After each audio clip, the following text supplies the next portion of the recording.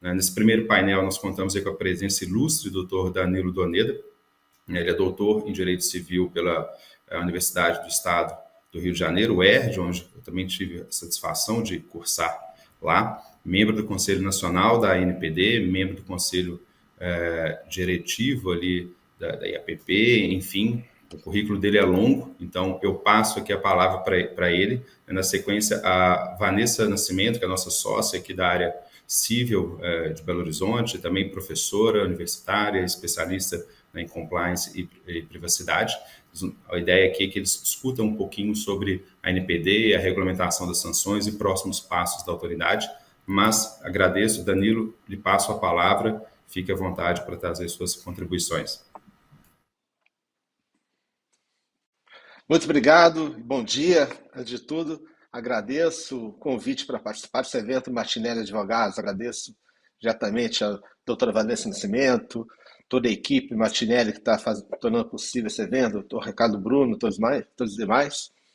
E a ideia, nesse comecinho de manhã, para a gente agora é tratar da LGPD sob o ponto de vista da iminente entrada em vigor e finalização, inclusive, antes disso, da normativa sancionatória. Isso é, há todo um conjunto regulamentar de dispositivos que a LGPD demanda como necessários para que a atividade sancionatória efetivamente comece a ter lugar.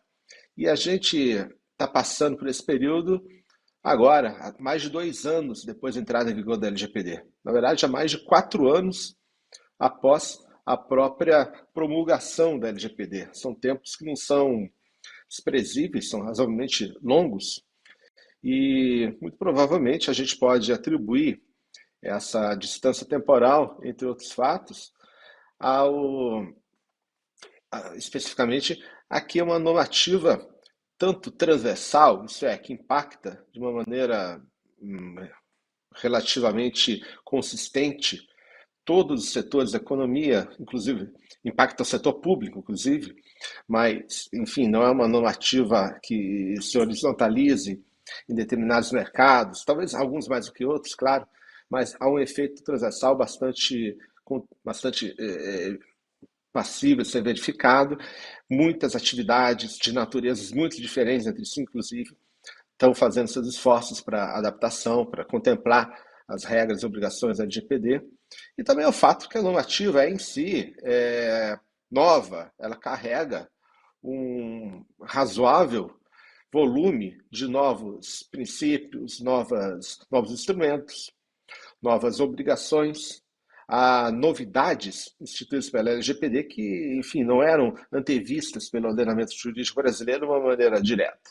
De uma maneira muito, talvez um pouco simplista a princípio, mas bastante consistente, se pode dizer que a LGPD trouxe a ideia de que dados pessoais são elementos juridicamente relevantes e que, portanto, qualquer operação realizada com dados pessoais, qualquer tratamento de dados, deve ser alvo, deve ser objeto de consideração prévia, deve ser avaliado se é legítimo, deve ser adaptado para que o risco presente em qualquer atividade de tratamento seja reduzido ao mínimo, para que as obrigações concernentes à LGPD sejam observáveis e sejam passíveis de ser demonstradas dentro da ideia de accountability, inclusive, que permeia a LGPD como uma das suas facetas mais, inclusive, modernas. E, diante disso, é razoavelmente natural que haja uma certa preocupação bastante específica quanto à atuação específica da atividade sancionatória. A LGPD é interessante, ela traz muitos elementos de direito material que são novos, como já falei, alguns deles, de legitimação, princípios, muitos direitos, mas talvez uma grande parte dela seja referente a técnicas de enforcement, isso é, a tutela administrativa, a tutela judicial da proteção de dados é objeto de preocupação de grande parte da LGPD, mesmo porque trata-se de uma matéria que não tem antecedentes muito consistentes, nem no nosso ordenamento como qualquer um. Trata-se de uma matéria cujo objeto é informação. A informação, tradicionalmente, é algo de difícil manuseio, de difícil apreensão pelo ordenamento jurídico. A informação apresenta algumas características que fogem alcance de alguns institutos, de algumas ferramentas tradicionais de enforcement. A informação, por exemplo, ela transita com muita facilidade, ela pode ser duplicada com enorme facilidade, ela transita entre países com uma facilidade imensa, tanto é que a LGPD tem, não é nosso assunto aqui, mas tem como seus pontos que também estão sendo objetos de debate regulatório agora, justamente a transferência internacional de dados, a partir da ideia de que se os dados os dados pessoais saírem no Brasil, eventualmente eles podem ser tratados sob os efeitos de uma outra jurisdição. Se essa outra jurisdição for mais relaxada que a brasileira, isso pode se consubstanciar em problemas para os cidadãos titulares de dados. Bom, dito isso, há uma enorme atenção e, obviamente, grandes problemas em relação à implementação de toda a seção que a gente poderia delinear, etiquetar como aquela de enforcement da LGPD, mas, antes de tudo, eu digo também que esse não é um problema, não é uma questão que enfrentamos somente nós no Brasil, apesar de que talvez nós enfrentemos de uma forma particular, porque para a gente a lei toda é muito nova, mas veja, por exemplo, que os próprios europeus, muitos países europeus têm leis de proteção de dados há mais de 4, 5 décadas, né? É um tempo de maturação que nós não tivemos. É uma situação muito diferente da nossa. Mas mesmo assim, considerando isso, a nova regulamentação de proteção de dados da União Europeia, o GDPR, que, aliás, entrou em vigor em 2018, no ano da promulgação da sanção da LGPD, ele teve o GDPR como razão de ser, talvez principalmente, também a necessidade de modernização de alguns elementos, mas a sua razão de ser foi justamente de tornar a aplicação da Lei de Proteção de Dados efetiva em todo o território europeu. E por tornar efetiva a lei, assim, em grande parte, ter um regulamento, ter uma base sancionatória eficaz. O que acontecia até então é que, ainda que desde 1995 todos os países da União Europeia dispusessem de uma norma de proteção de dados, ainda há poucos anos atrás havia uma discrepância imensa entre as atividades sancionatórias e de fiscalização entre países da União Europeia. Alguns tinham atividade consistente, tinham acúmulo perante os anos, tinham inclusive jurisprudência, tinham tradição na fiscalização e sanção, e outros países simplesmente não o faziam. Havia países que sequer jamais tinham ido até o final da sua atividade sancionatória. Então, a necessidade de harmonizar, tornar eficaz o procedimento sancionatório foi talvez o principal movente que nos gerou o novo Regulamento Europeu de Proteção de Dados. Claro, você também tem algumas características que interessam só para a Europa nisso, a necessidade de coordenar várias autoridades, sistemas administrativos de tutela de países europeus dentro do direito comunitário, uma questão que a gente não tem aqui, mas por outro lado a gente tem outras. Bom, ainda lembrando um pouquinho desse processo, o procedimento sancionatório, suas características, foi um dos pontos mais debatidos nos momentos finais em que a LGPD era discutida no Congresso Nacional. Antes de ser aprovada, muitos pontos foram bastante discutidos. Eu me lembro muito bem que muita gente conhecia a LGPD, que entre nós, por ser aquela lei que tinha uma multa de 50 milhões. Em muitas instâncias foi assim que a LGPD fez a sua entrada, pelo menos no imaginário coletivo de várias pessoas, que depois suas características técnicas, materiais fossem abordadas de uma forma mais consistente. Mas o que aconteceu? Esse mero fato de que de certa forma, a porta da entrada da LGPD para alguns recônditos do debate empresarial foi justamente o elemento sancionatório, fez com que o próprio processo legislativo sofresse algumas, vamos dizer assim, até intempéries. Primeiro, vamos recordar que a LGPD ela foi aprovada Congresso com uma autoridade administrativa para zelar, para aplicar sanções, que hoje é constituída, é a NPD, porém essa autoridade foi objeto de um veto presidencial. E o veto presidencial, inclusive, abrangeu algumas das sanções estabelecidas pela autoridade.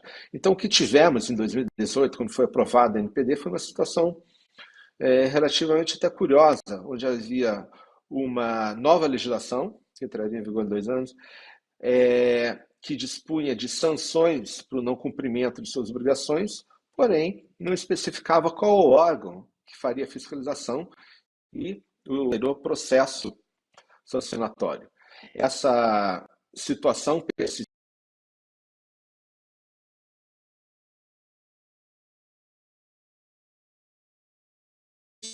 fosse incluída na LGPD a Autoridade Nacional de Proteção de Dados. Mas, mesmo assim, a discussão continuou bastante acalorada dentro do eixo do processo sancionatório.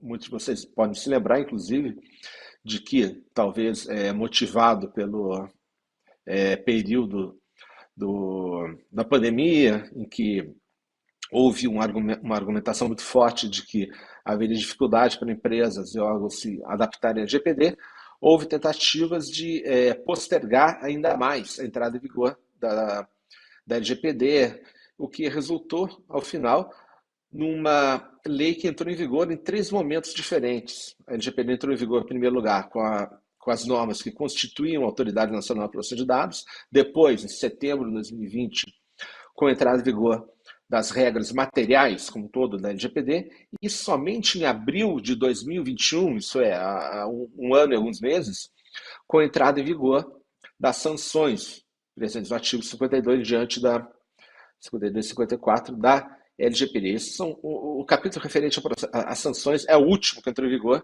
e, como a gente sabe, até hoje ele não foi aplicado porque a própria LGPD especifica a necessidade de que, para que o processo sancionatório seja completamente observado, há a necessidade da redação de regulamento sobre a metodologia de aplicação das sanções, sobre a famosa dosimetria das sanções. Isso é, estabelece critérios, procedimentos e balizas para que a autoridade possa combinar as sanções presentes na LGPD. E é justamente desse ponto que nós entramos agora, após uma certa e pequena novela e algumas intempéries, como falei, chegamos ao momento no qual esse processo chega ao seu provável desenlace e esperamos, ao que tudo indica, que no ano que vem o processo sancionatório da NPD possa correr de forma completa com as primeiras fiscalizações que originem, eventualmente, se for o caso, quando for verificada a pertinência, eventuais sanções.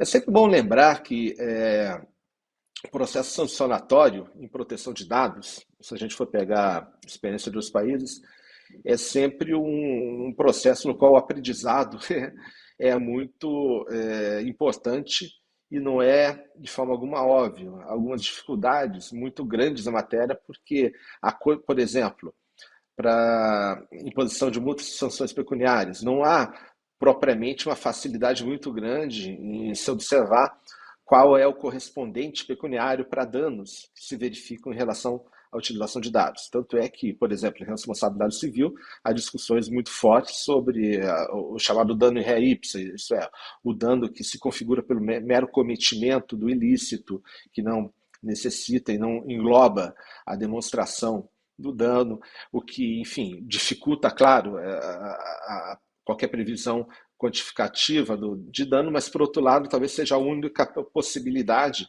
em casos de danos que não são passíveis de ser comprovados pelo cidadão.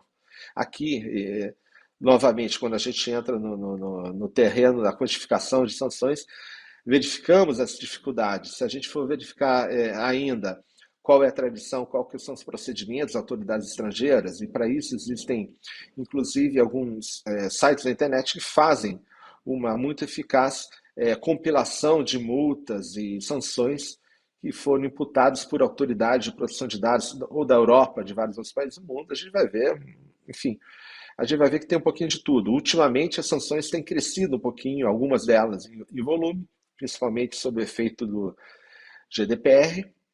E mesmo tendo crescido, a grande dificuldade aqui é, talvez, mais do que quantificar, adequar essa quantificação, quando a sanção é pecuniária, ou em alguns outros casos, é outro tipo de sanção, às sanções que têm um efeito efetivo, concreto, nas atividades, nas ações que são tomadas pelas empresas, pelos controladores de dados que eventualmente incorrem em alguma falha. Nós temos sanções, por exemplo, de 5 bilhões de dólares que já foram impostas ao Facebook, pela FTC, pela Federal Trade Commission. E talvez não haja uma possibilidade de verificar cabalmente qual foi a eficácia final dessas sanções. Essa foi uma sanção imposta pelo Facebook não ter cumprido com um acordo feito anteriormente com a própria FTC. E, por exemplo, para a gente ter uma ideia da dificuldade de chegar ao valor concreto para que você tenha o efeito dissuasório de uma sanção, as ações do Facebook, no dia seguinte a que essa sanção foi anunciada pela FTC, subiram em valor que superava o valor total de capitalização da empresa, a multa pregoada. Justamente por quê? Porque o mercado havia precificado a sanção e havia até imaginado que ela pudesse ser eventualmente maior, é o que diziam alguns analistas na época. E isso também nos traz a alguns dilemas que eventualmente podem surgir aqui no Brasil. 50 milhões de reais, aquele número mágico, né, que fez com que muita gente, em primeira atenção de GPD, obviamente não é um teto que possa ser facilmente alcançado. Isso estava presente já diante de vários elementos de relativização, de contenção de valores, de montantes já presentes na LGPD, e dando uma olhada na minuta do regulamento de dosimetria, vemos que há vários outros elementos que são capazes, claro, de muitas vezes em casos concretos, reduzir bastante esse valor para determinados casos. Mas o que eu digo também é que, eventualmente, levando em conta a escala que tratamento de dados pessoais tomam hoje em dia, tratamentos de dados pessoais hoje em dia estão presentes em atividades minúsculas, estão presentes na rotina do microempreendedor, tanto quanto estão presentes no coração de modelos de negócio de multinacionais, de empresas gigantescas. E 50 milhões não são um valor grande nem pequeno, ele pode ser um valor imenso, descomunal, para uma pequena, média empresa, em várias circunstâncias.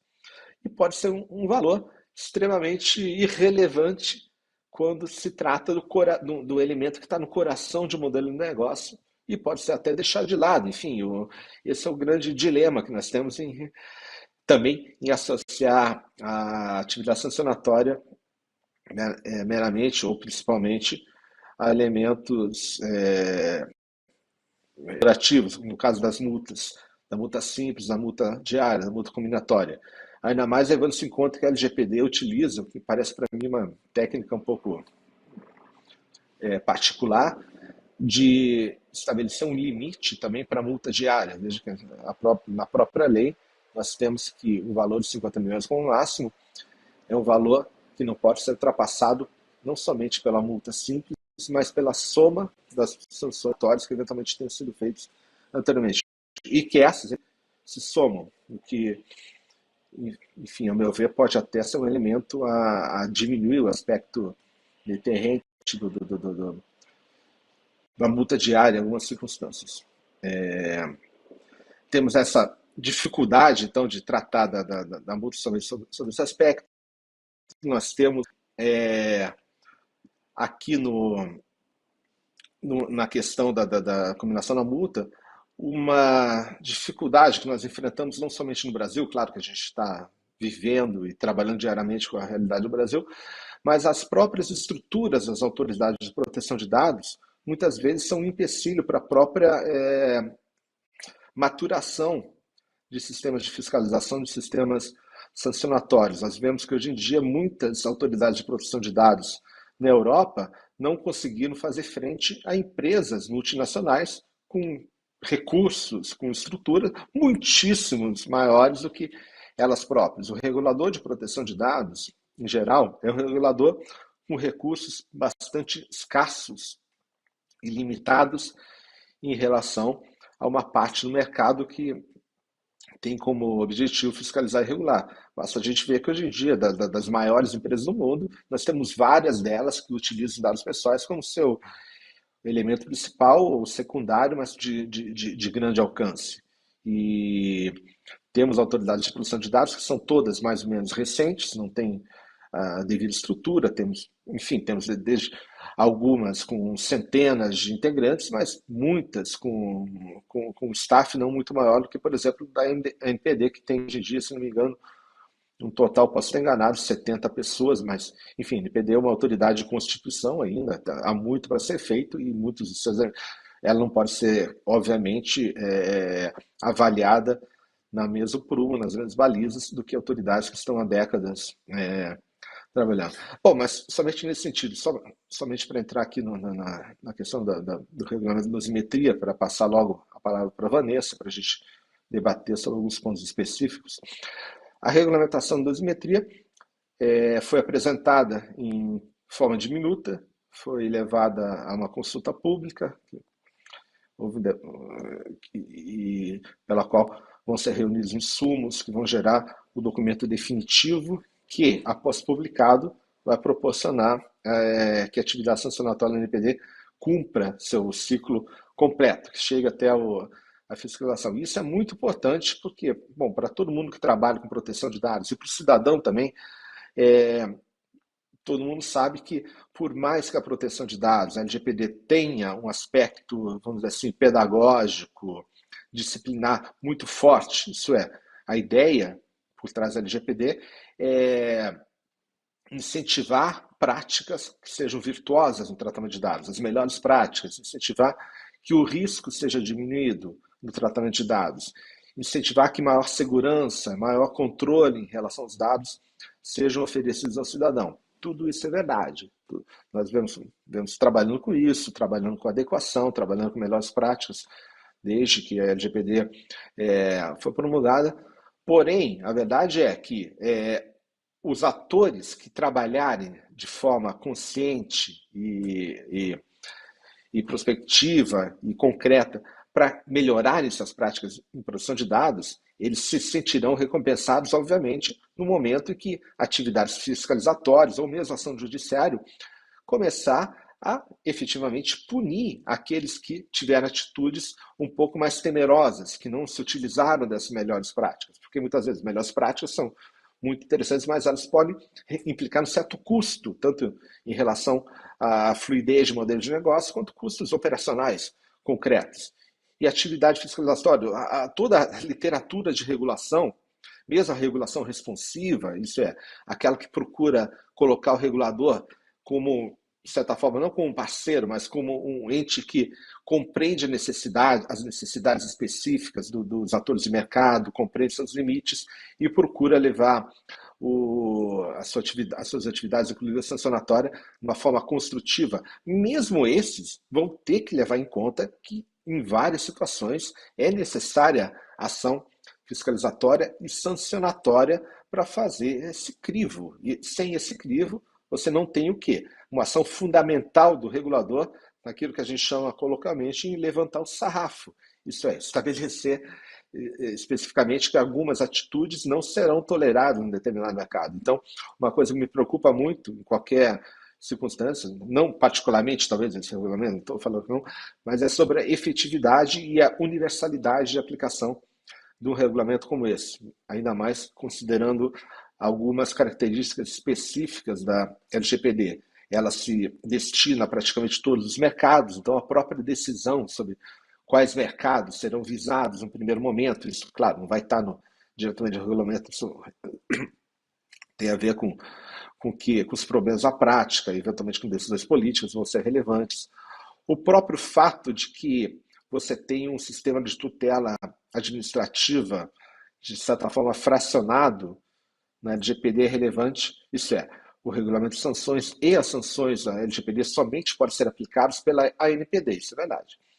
Porém, outros órgãos, por exemplo, o Sistema Nacional de Defesa do Consumidor, podem tanto receber denúncias de titulares de dados, quanto aplicar suas próprias sanções. Em alguns casos já o vem fazendo. Então, no Brasil, nós temos alguma coisa que é um sistema interessante, que eu não sei como vai evoluir, mas o próprio Sistema Nacional de Defesa do Consumidor é um permanente contrapeso, ou pelo menos tem vocação para ser um permanente contrapeso à própria atividade da ANPD. O Sistema Nacional de Defesa do Consumidor não está, na sua atividade sancionatória, sujeito ou limitado diretamente, ao menos, pela ANPD, e ele vai poder atuar. Então, digamos, numa situação em que a ANPD não atue ou se mostre pouco atuante em determinado setor, o SNDC, os PROCONs, podem atuar e pode criar, inclusive, alguma tradição de ação nessas áreas. Nós já vemos, não sei, alguns desenhos sendo feitos, por exemplo, na atuação em relação à utilização de dados pessoais para fins de fraudes ou até para oferta abusiva de crédito consignado, que é um problema crônico que nós temos no Brasil. Nós vemos uma atuação já tradicionalmente mais concreta do Sistema Nacional de Defesa do Consumidor. Talvez haja algumas divisões nesse sentido. Ainda que essas aqui não digam respeito somente, diretamente à questão do regulamento de dosimetria, porque aqui aplicam-se, quando outros órgãos administrativos atuam, seus respectivos documentos sancionatórios. Mas, Vanessa, acho que eu já falei demais aqui, eu entrego para você a palavra.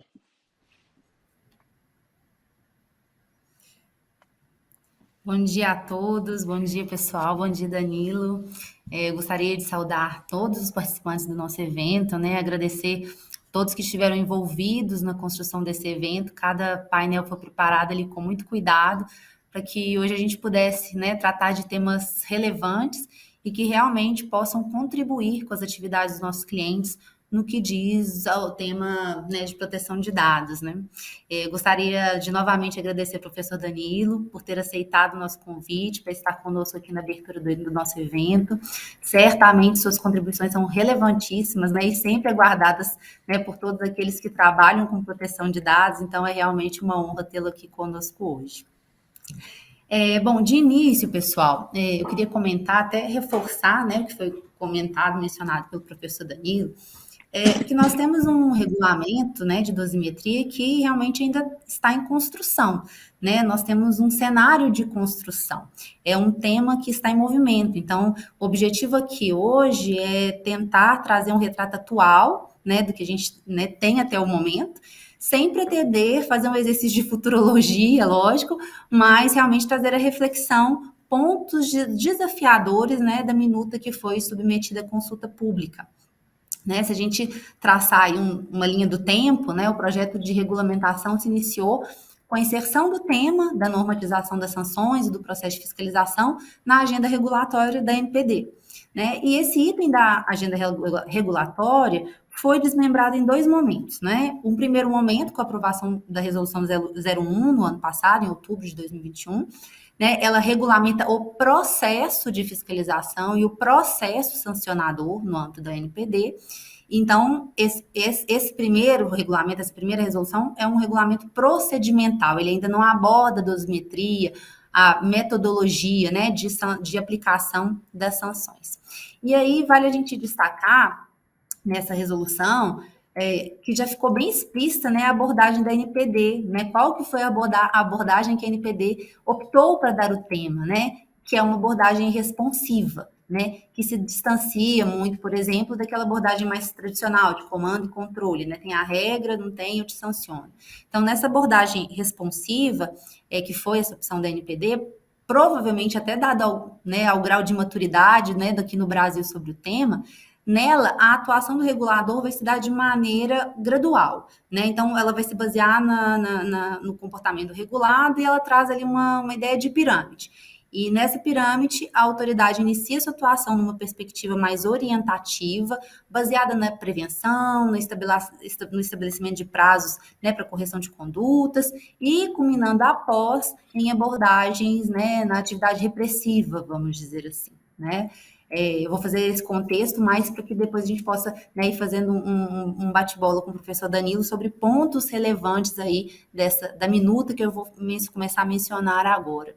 Então, no segundo momento, após a publicação da Resolução 01, a gente parte, né, o projeto de regulamentação parte para o regulamento de dosimetria, né, de metodologia, né, para que as sanções sejam realmente aplicáveis. E esse regulamento é o que está em curso, como bem mencionou o professor Danilo. Então, para esse regulamento, a equipe técnica da NPD até elaborou um relatório de análise de impacto, né, um relatório de análise de impacto regulatório, aliás, muito bem construído, né, pela equipe técnica da NPD.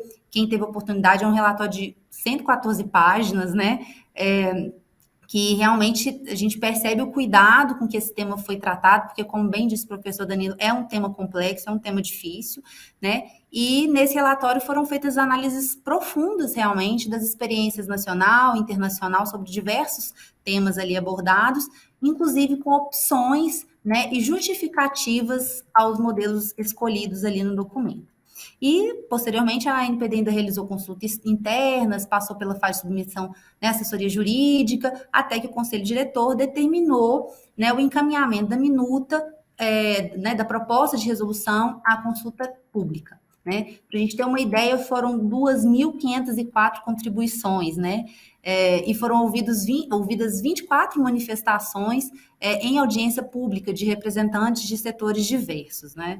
E no momento, após essas contribuições escritas, após a audiência pública, a NPD realmente está analisando tudo que foi levantado por esses diversos setores, representantes desses diversos setores, de modo que as regras, né, como eu disse, as regras de dosimetria e aplicação das sanções, elas realmente ainda estão abertas. Então, apesar que a gente já pode extrair ali um cenário da minuta, mas as regras realmente ainda estão em aberto.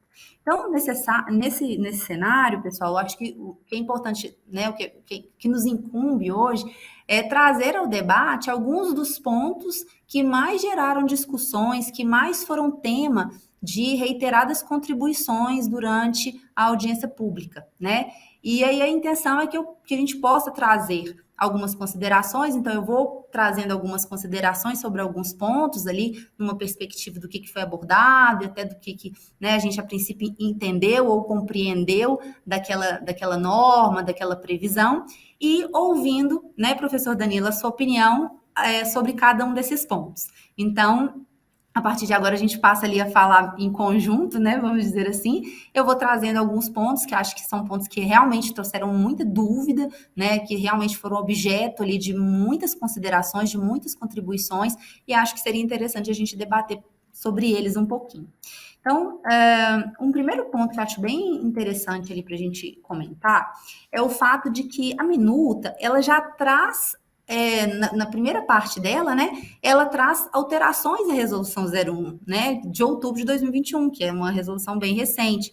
E até há críticas a respeito disso, porque alguns falam, nossa, mas a resolução não foi nem testada, né, vamos dizer assim, já está sendo modificada, mas eu acredito que talvez até por uma questão de nova análise, maturidade da NPD com um novo olhar sobre o tema, resolveram realmente modificá-la. Mas, além de fazer algumas alterações em alguns dispositivos e até revogar outros, acho que um ponto específico que foi tema de realmente muitas contribuições é que a minuta, ela já altera a resolução 01 no tema relacionado aos recursos, né, professor Danilo? Então, assim, a minuta que foi submetida à consulta pública, ela vem alterando ali o parágrafo 2º do artigo 58 e o artigo 60 também, prevendo a existência de um juízo de admissibilidade dos recursos pela autoridade que proferiu a decisão. E isso não estava previsto, pelo menos expressamente, né, no regulamento do processo de fiscalização do processo sancionador que está consubstanciado na resolução 01. E aí, com essa alteração em que se prevê o juízo de admissibilidade, a coordenação, né, geral de fiscalização, a CGF, ela, além de poder reconsiderar a sua decisão, que era algo que ela já podia, né, já estava previsto na resolução 01, ela também exercerá um juízo de admissibilidade, que é quando ela vai analisar ali o conhecimento do recurso, né, ela vai se pautar em critérios de tempestividade, legitimidade, interesse, dentre outros previstos ali no artigo 61 da primeira resolução. E, além disso, a CGF vai declarar os efeitos em que ela vai receber o recurso, que também era um ponto que não estava previsto na primeira resolução. Então, a gente tem duas mudanças. A previsão de um juízo de admissibilidade pela autoridade que proferiu a decisão e a atribuição de um efeito suspensivo nesse mesmo momento, né, em que se fará esse juízo de admissibilidade. Bom, quando a gente vê essas alterações, aí eu vou trazer um ponto de vista, né, que realmente a gente constatou nas contribuições à minuta, para poder ver um pouquinho a perspectiva que o professor Danilo tem a respeito dessas mudanças. Mas quando a gente vê essas alterações, nos parece que essa nova redação, pelo menos a princípio, poderia gerar um ônus burocrático adicional, né? Especialmente a gente considerando aí que a NPD ainda está bem enxuta, né? O professor Danilo falou esse número aí de 70, né? De 70 pessoas ali na NPD. Então, a gente pensando que vai ter um juízo de admissibilidade anteriormente não previsto, a gente pode ter ali esse ônus, né, burocrático adicional realmente. E aí, se a gente considerar que após a apreciação desse juízo de admissibilidade, o infrator vai continuar recorrendo, que a tendência, né, inclusive se a gente comparar com o processo civil, essa alteração estaria apenas criando um recurso a mais dentro do procedimento, né? Por outro lado, apesar de se aproximar do processo civil ao prever esse juízo de admissibilidade, ela se distancia da Lei 9784, que é a Lei de Processo Administrativo no âmbito federal. Claro que a NPD não está obrigada, né, a repetir a redação da lei, claro que não, ela tem uma aplicação ali, vamos dizer, subsidiária, mas se a gente fosse pelo caminho da 9784, a autoridade que proferiu a decisão, ela poderia reconsiderar a sua decisão, ou, caso não reconsidere, ela já encaminha o recurso para a autoridade competente, que no caso aqui seria o conselho diretor, para analisar o recurso. E essa mesma autoridade é que faria o juízo de admissibilidade. Qual que talvez tenha sido, né, até o pensamento da NPD? Se a gente não tendo esse juízo de admissibilidade, a grande verdade é que não havia qualquer previsão de recurso contra a decisão de não conhecimento, né? Ou não estava previsto, já que essa resolução não teria essa previsão, né, contra a decisão de um juiz de admissibilidade. Então, talvez a intenção da NPD foi até no sentido de abrir a possibilidade de ter um recurso da decisão, né, que não admitisse os termos do recurso, mas realmente gera ali uma dúvida, criou um ônus ou então realmente abriu mais uma possibilidade, né, para o infrator se defender. E no que se refere ao efeito suspensivo, a alteração já veio para se aproximar bastante da regra prevista na 9784, né? Então, ela, num primeiro momento, ela estava prevendo que o efeito suspensivo seria, né, me parece automático, porque ela fala que o recurso administrativo terá efeito suspensivo, apesar de depois ela trazer um ponto ali na redação que parece até de se destoar de uma regra de efeito suspensivo automático, enfim, mas ela passa, com a alteração que ela vem aqui na nova minuta, a se aproximar bastante da 9784. A única coisa que ela não prevê é que esse efeito suspensivo poderia ser atribuído de ofício, né? Mas ela fala que a autoridade poderá atribuir efeito suspensivo ao recurso. E aí, professor Danilo, queria ouvir, né, um pouquinho você, entender um pouquinho da sua opinião sobre esse assunto. A gente não sabe até que ponto o Conselho teve uma contribuição mais ou menos ativa na minuta, né? Então, eu gostaria de te ouvir um pouquinho sobre esse aspecto inicial, sobre esse ponto do juízo de admissibilidade dos recursos e da questão do efeito suspensivo. Ótimo, Vanessa. Aliás, excelentes pontos. Em primeiro lugar, eu acho que talvez seja até natural que no momento de consolidação, de conhecimento até dos desafios da matéria, que a própria NPD revise uma normativa, ainda que não tenha sido aplicada, né? A construção da regulamentação do processamento de dados talvez justifique esse tipo de ação. Aqui no caso específico, e aqui ainda mais eu confesso que eu não acompanhei diretamente todas as contribuições nesse ponto, e te digo também que o Conselho Nacional de Proteção de Dados, ele não está, em regra, participando diretamente da elaboração de atos normativos, né? Talvez uma exceção seja o diálogo que está sendo feito agora com... O CNPD não está trabalhando, em regra, na construção das normativas. Ações específicas do Conselho Nacional de Proteção de Dados, materialmente, estão sendo divididas nas ações dos 5 grupos de trabalho temáticos. O meu é sobre transferência internacional de dados, e nesse ponto está havendo um diálogo, sim, com o NPD, mas na parte da dosimetria não houve, pelo menos formalmente, qualquer tipo de participação nesse sentido.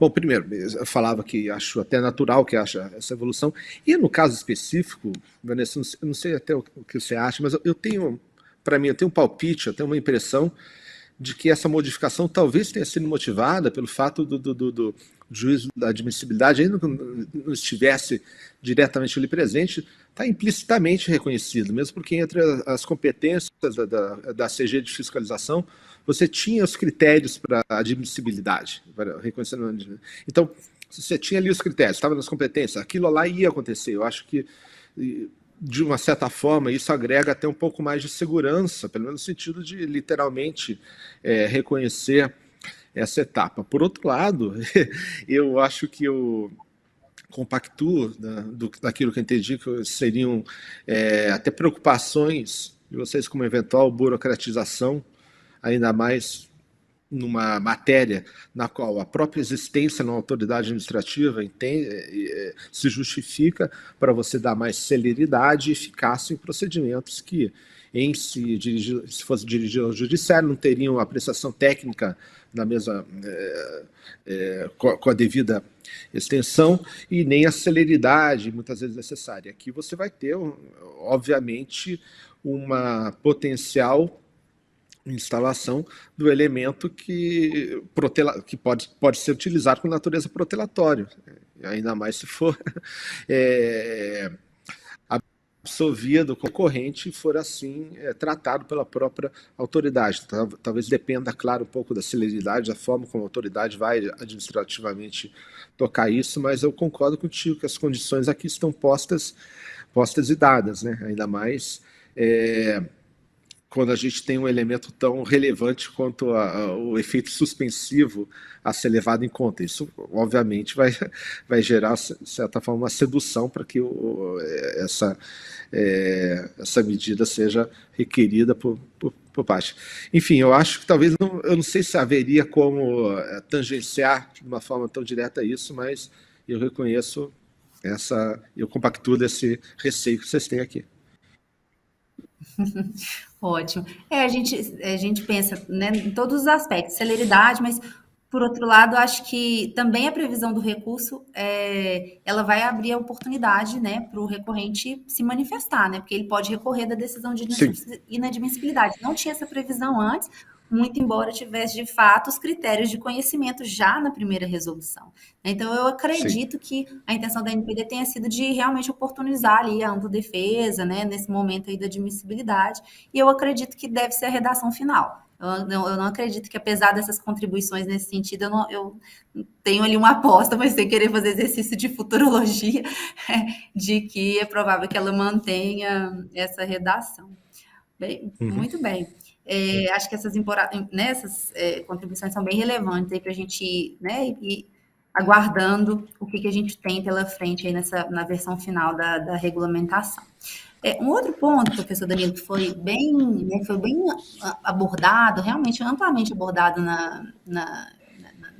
nas contribuições e bem repetido ali na audiência pública, é sobre o modelo de valoração de condutas, né, que foi a opção da NPD, né, com a classificação de infrações em leve, médias e graves. Né, e ao invés de optar por um modelo de tipificação, ainda que a título exemplificativo, se é que isso seria possível por meio de resolução, né, um ponto, né, é bem interessante, se seria possível isso, mas enfim. Além dessa questão, né, que foi muito falada por alguns, da classificação, da questão da tipificação, a questão da classificação das infrações atraiu muitas críticas porque haveria na definição, né, de como seria definida cada tipo de infração, conceitos indeterminados, né, previstos na minuta e uma amplitude de situações em que a infração poderia ser classificada ali como média ou como grave. E aí muito se comentou sobre a natureza residual da infração leve, na medida em que a minuta prevê que a infração será considerada leve quando não verificada nenhuma das hipóteses na definição, né, previstas na definição para as infrações média ou grave. Então, quando não configurada média ou grave, aí sim ela seria leve. E aí houve uma crítica realmente generalizada, né, nas contribuições, na audiência pública, no sentido de que os critérios propostos para a configuração das medidas das infrações médias e graves acabariam afastando por completo a possibilidade de configuração da infração leve. Não sei se, né, acho que num raciocínio ali muito abrangente, mas muitos, né, repetidamente consideraram isso, que seria quase impossível, dada a amplitude, dados os conceitos abertos previstos para as outras duas, que quase não seria possível se concluir que a infração seria leve. Porque bastaria juntar, né, a subjetividade dos conceitos de dados em larga escala e infração que afete consideravelmente, né, significativamente, né, interesses e direitos fundamentais, que é o que estão previstos para a infração média, né? Então, lá na infração média, ela fala, a infração média será configurada se, né, a gente tratar de dados em larga escala ou a infração afetar significativamente interesses e direitos fundamentais. Então, nesse caso, dada a amplitude desses conceitos, né, a abrangência desses conceitos, seria quase impossível se concluir por uma leve, já que ela é realmente residual. E em relação à infração grave, a sua consumação dependeria, né, da junção de uma dessas duas hipóteses para a infração média, né? Então teria que ter ou dados em larga escala ou afetar significativamente, né, interesses individuais, fundamentais, mas um rol, né, a junção dessas duas, mais um rol bem amplo também, né, de hipóteses que estão lá previstas, vantagem econômica do infrator, risco à vida, dados sensíveis, dados de criança, dados de adolescente, também fala da falta de amparo em uma base legal, dentro de várias outras hipóteses ali mencionadas para se configurar uma infração grave, né? Então, ela seria considerada... Então, muitos falaram, então, dada essa amplitude, pega os conceitos indeterminados da infração média e pega esse rol amplo de hipóteses da infração grave, a grande maioria dos casos vai ser considerada grave. Foi realmente objeto de muitas considerações esses pontos, né? E eu queria entender um pouquinho como que o senhor vê, né, como você vê essas ponderações, né? Até queria ouvir um pouquinho da sua opinião sobre essa questão de classificar como grave a existência de um tratamento sem amparo em base legal, como que o senhor vê isso em outras legislações até, porque a gente percebe, a gente aqui até falando do lado, né, do que a gente vê do nosso cliente, tem uma dificuldade muito grande ainda, né, até uma imaturidade mesmo sobre o tema, quando se fala dessa atribuição de bases legais, né, especialmente quando a gente fala de legítimo interesse e consentimento legítimo. É claro que não é só ter a infração a uma base legal, teria que ter também dados em larga escala ou violação a direitos, né, interesses fundamentais, mas eu queria ouvir um pouquinho da sua opinião, né, sobre essas ponderações desse modelo de classificação e essa questão da base legal, como que o senhor já, né, tem visto isso em outras legislações. A ausência de uma base legal realmente atrairia uma sanção, né, ser considerada uma sanção como grave? Vanessa, confesso que o ponto que mais me chamou a atenção a primeira vez que eu li o regulamento, a minuta do regulamento, foi justamente a classificação das isso aqui que você está trazendo.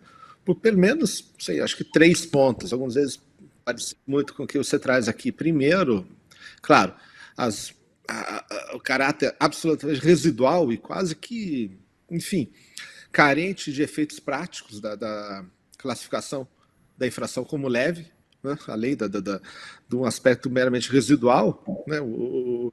Talvez não haja uma concretude que justifique até a própria classificação como leve em relação aos seus efeitos. Mas também tem 2 outras coisas, e talvez uma delas seja um problema já recorrente na atividade regulatória da NPD, não sei, vamos dar uma olhada. Primeiro, a laxidão da especificação conceitual vai fazer com que, forçosamente, se a gente continuar nessa toada, seja necessária uma nova regulamentação para definir melhor alguns critérios. E não é a primeira vez que isso acontece. Você se lembra na regulamentação de pequenas e médias empresas? Nós tivemos a questão do alto risco, né, que ficou em aberto. Então, você teve a regulamentação do PME, muita coisa depende da classificação do alto risco, E a regulamentação não tem critérios para a gente definir alto risco. A NPT está fazendo hoje em dia uma nova consulta pública para definir o que é alto risco. Eu não sei se é a melhor forma. Eu sei que alto risco não se, é um conceito que também serve para outras hipóteses que não só para pequenas e médias empresas, mas aqui no caso, talvez fosse mais adequado você abordar já alguns temas que devem ser melhor especificados do que ter conceitos muito abertos. Aqui, por exemplo, você tem alguns problemas que eu não sei, eu até vejo uma sombra de inconstitucionalidade aqui, por exemplo, em você estabelecer que uma violação ao direito fundamental seja considerada por si só uma infração média, quando não cumulada com outro critério, que às vezes, e até como você muito bem pegou a questão da base formal, pode ser uma questão meramente formal. Claro, a gente sabe, sem base legal você não pode ter tratamento. Eu sei, é grave esse ponto. Mas a realidade é que as bases legais podem ser objeto, ainda mais no momento de primeiros anos de implementação da LGPD, falta de parâmetros e critérios.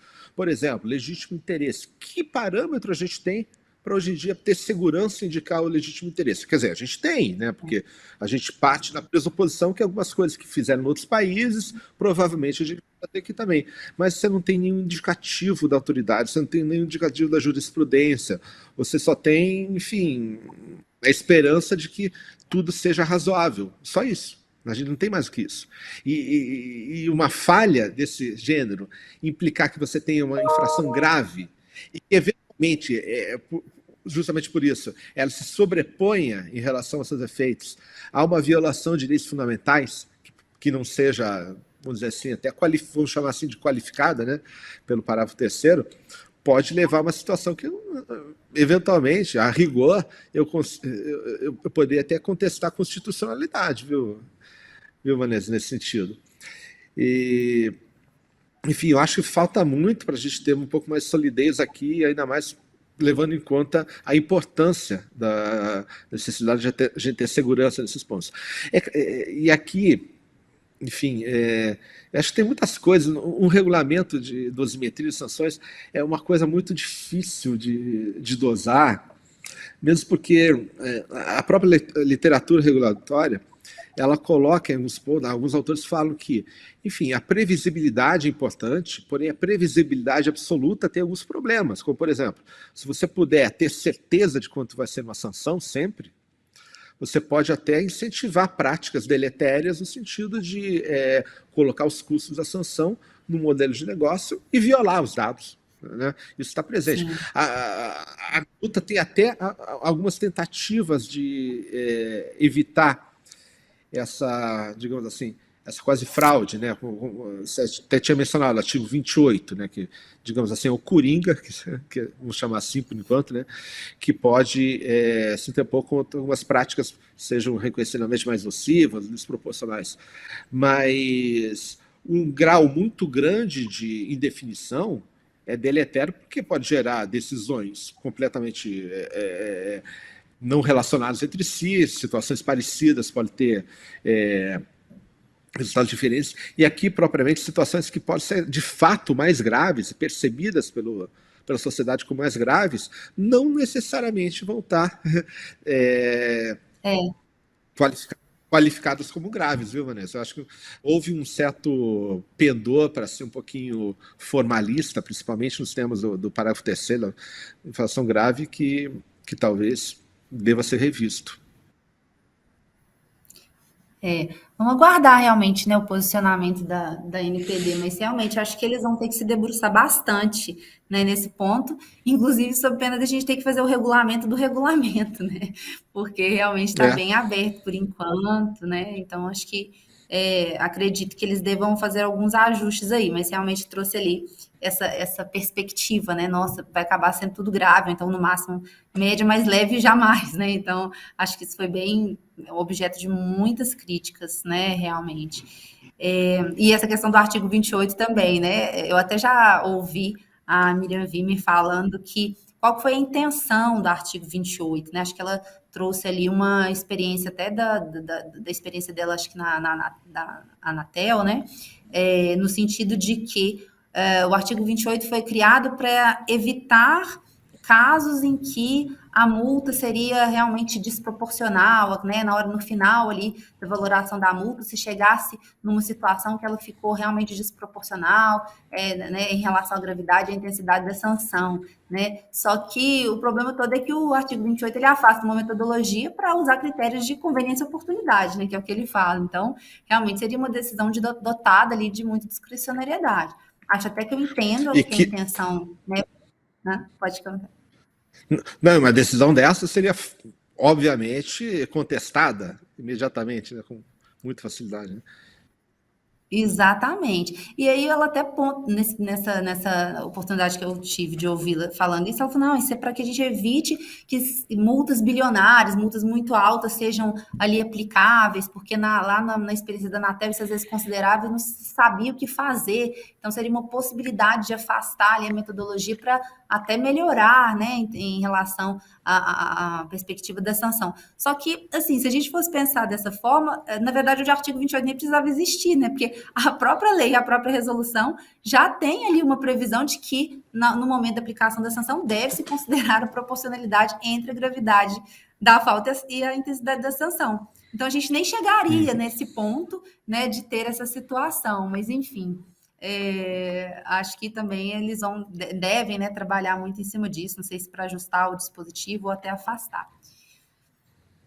Eu travei, pessoal? Para mim a tela está travada. Não, tá ok. Não? Mas vou aproveitar a pausa, né, só para a gente lembrar aqui do tempo, né, acho que a gente chegou aqui ao final do horário temos aí, na verdade, 2 minutos. E aí, até para tentar puxar uma das perguntas aqui, mas tentando conseguir pedir aos colegas que tentem responder rapidamente, né? Uma pergunta direcionada para o professor Danilo. Como você vê o timing ali para a aplicação das multas, né? Vamos pensar, superado todas as discussões em cima da regulamentação de dosimetria, ainda é o momento ali da ANPD focar na conscientização e segurar as penalidades ou não? Já precisa modificar um pouco essa mensagem? Pessoalmente, eu acho que se a gente passar 2023 sem o processo sancionatório chegando até o seu último estágio, isso pode gerar até um pouquinho uma crise de confiança da própria sociedade em relação à própria razão de ser da NPD. Então, eu vejo que há uma demanda por uma atuação da NPD em alguns casos, eu vejo que o próprio mercado, em algumas situações, ele não veria com maus olhos uma atividade reguladora no sentido de especificar limites entre práticas reprováveis e outras que devem ser mantidas. Enfim, a atividade sancionatória, eu não vejo ela como tão distante assim da atividade, vamos dizer assim, educativa, né? Você tem algum momento que você vai precisar entrar com atividade regulatória. Não existe um regulador no mundo que viva de boas intenções. O ICO, né, que é a autoridade britânica que trabalha com produção de dados, por muito tempo tem uma atividade meramente educativa. E nisso eles são extraordinariamente competentes, extraordinariamente mesmo. Eles são um modelo no mundo, só que eles começaram a enfrentar, em determinado momento, críticas imensas internas. A gente não ouve isso, mas as críticas que eles enfrentaram foram muito grandes, até que eles tiveram que começar a, enfim, em palavras diretas, né, descer a mão também na atividade sancionatória. Não deixa de ser uma forma mesmo, né, de conscientizar, né? Mas ótimo, eu até... Conversa muito boa, muito rica, agradeço muito as contribuições do professor Danilo, de Vanessa também, sempre muito clara, né, nas explicações.